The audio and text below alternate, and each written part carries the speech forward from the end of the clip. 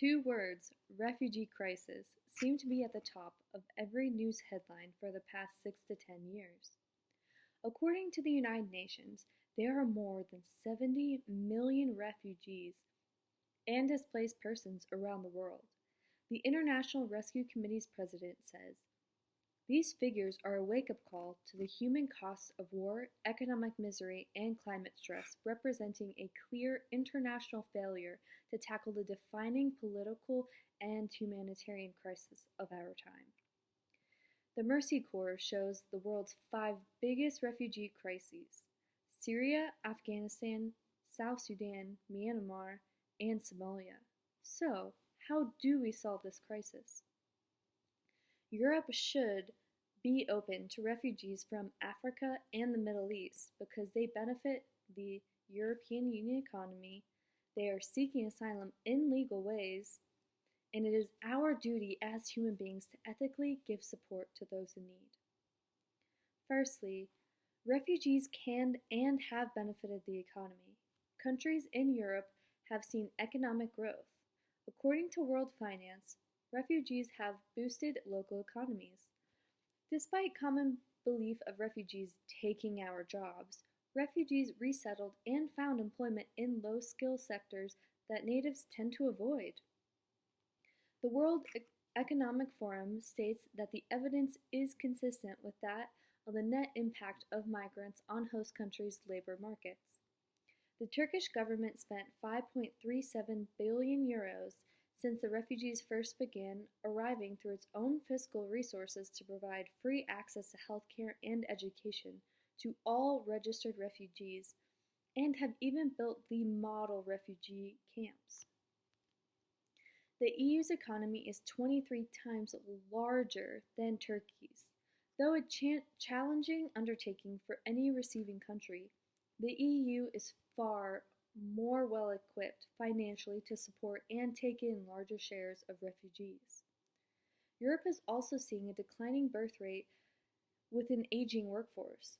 In order to maintain economic growth and industrial output, an influx of young workers is needed.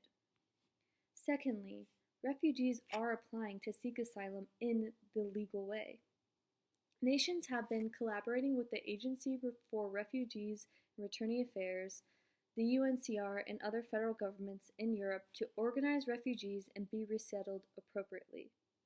For example, as recent as October 29, 2019, the UN announced a refugee resettlement flight from Africa to Germany of 154 Somali refugees.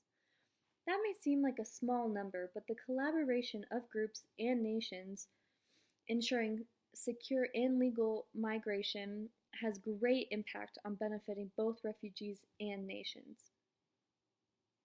According to Statistica, accepted asylum applicants from 2014 to 2019 is just under 2 million. Additionally, the EU has created the CEAS, the Common European Asylum System, reducing illegal immigration. Under this system, international protection is granted to those immigrants who qualify as refugees due to a well-founded fear of persecution.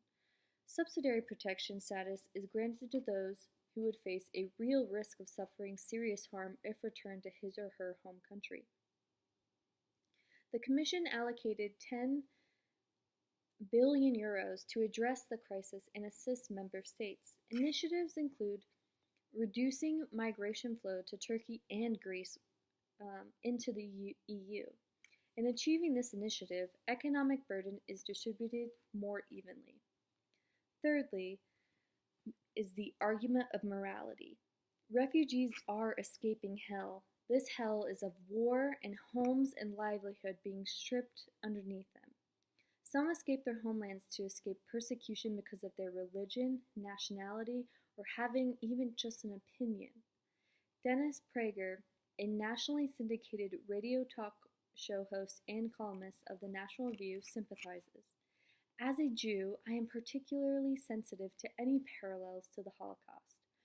In looking at photos and videos of families trying to escape Syria, where two monsters, the Assad regime and the Islamic State, or devouring each other and hundreds of thousands in their own way, how can I not think back to a time when Jews sought to escape the Nazi monster devouring them?